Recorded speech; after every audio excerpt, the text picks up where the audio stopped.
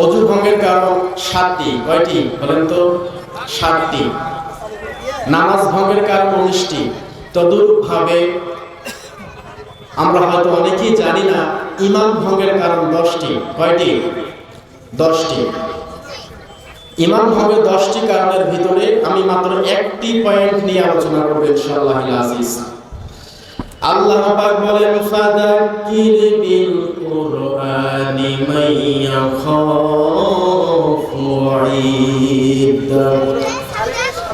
সূরা calf 26 নম্বর পারা 50 নম্বর সূরা 3 নম্বর 45 নম্বর আয়াতের শেষের অংশে আছে আল্লাহ পাক জানিয়ে দেয় হাবিব, যখন আপনি মানুষের সামনে কোরআন তেলাওয়াত করবেন, কোরআনের তাফসীর করবেন, বক্তব্য দিবেন, ওয়াজ নসিহত করবেন, ফাযাক্কির বিল কুরআন, কোরআন দিয়ে মানুষকে বোঝাবেন।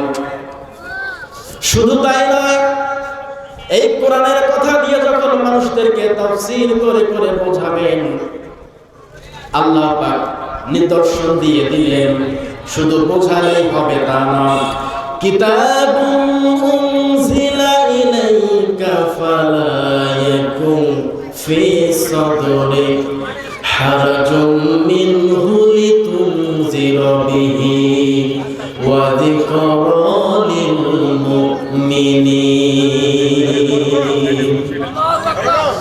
সূরা আরাফ 8 নম্বর পারা 7 নম্বর সূরা 1 নম্বর 2 নম্বর আয়াতে আছে আল্লাহ পাক নবীকে জানিয়ে দিচ্ছেন, নবী যখনই আপনি কোরআনের ব্যাখ্যা শুরু করবেন, হারাজুন, কখনোই কোরআন সম্পর্কে বক্তব্য দেওয়ার জন্য ভয় ভীতি করবেন না।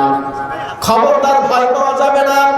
জেলে যাওয়ার ভয়, মার খাওয়ার ভয়, চাকরি হারানোর ভয়, জেল জরিমানার ভয় নবী কোরআনের ব্যাখ্যা যখন করবেন সবার সামনে প্রকাশ্যে করবেন, খবরদার ভয় পাওয়া যাবে না। কথাকার।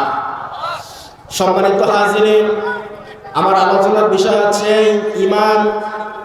ঈমান এমন একটা গুরুত্বপূর্ণ বিষয়, ঈমান ছাড়া কোনো মানুষ জান্নাতে যাইতে পারবে না। ঠিক কিনা?